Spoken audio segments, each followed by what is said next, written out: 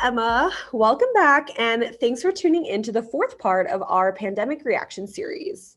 Today, we are going to talk about the experiences of difficulty thinking clearly and difficulty sleeping normally in relation to the COVID-19 pandemic. I'm going to talk about why it happened, what effects it caused, and what coping skills are useful to target this experience. Again, as I say every week, although I will talk about this in the context of COVID-19, the coping skills and self-care routines I will talk about and suggest are useful long-term changes and habits to use for everyday experiences of difficulty thinking clearly and sleeping normally, even outside of the pandemic. All right, let's get into it. So, why did some people experience an increase in difficulty thinking clearly and then sleeping normally because of COVID-19? Like I talked about in the last video, the many unknown and scary aspects of COVID-19 caused a lot of stress and anxiety in people, which often can lead to issues in maintaining normal thinking patterns, which then often leads to a disruption of normal sleep, which is why I'm talking about the two of these together today. We can explore this more in depth regarding the physical, cognitive, behavioral, and emotional reactions that are associated with these two things. So, issues with thinking clearly physically can present as brain fog, when you're just feeling very foggy and out of it. Issues with sleeping can physically present as fatigue, and physical symptoms of anxiety due to lack of sleep. You can go to my previous video about anxiety and mood changes if you would like to learn more about that. Issues with thinking clearly can cognitively cause issues concentrating, can cause forgetfulness, trouble making decisions, and difficulty problem solving.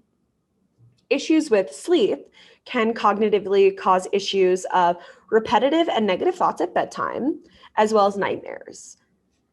Behaviorally, issues thinking clearly can present themselves as causing you to be disorganized and to experience decision fatigue.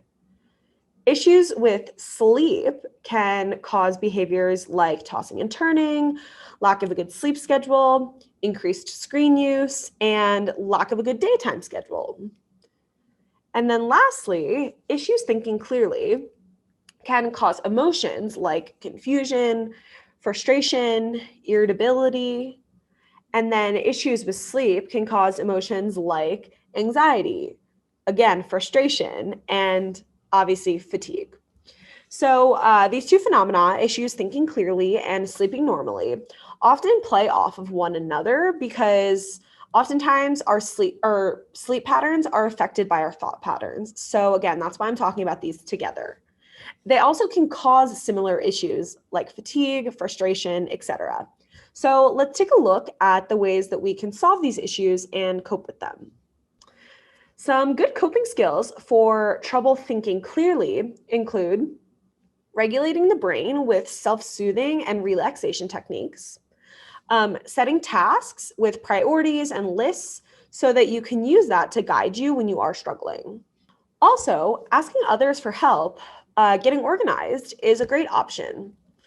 Picking up a new hobby can also stimulate your brain in a more fun way and give you a sense of accomplishment.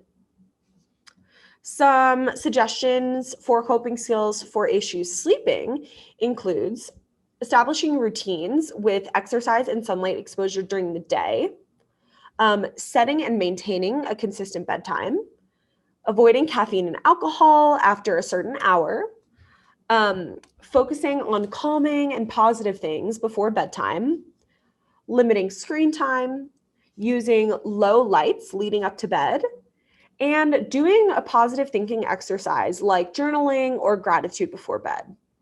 Essentially, make sure not to do anything to stimulate your brain before going to bed. You want to make the effort to turn it off, not to turn it on. Another useful tool that I personally love is to set a low temperature in the room you're sleeping in because getting cold actually helps for our body to fall asleep more comfortably.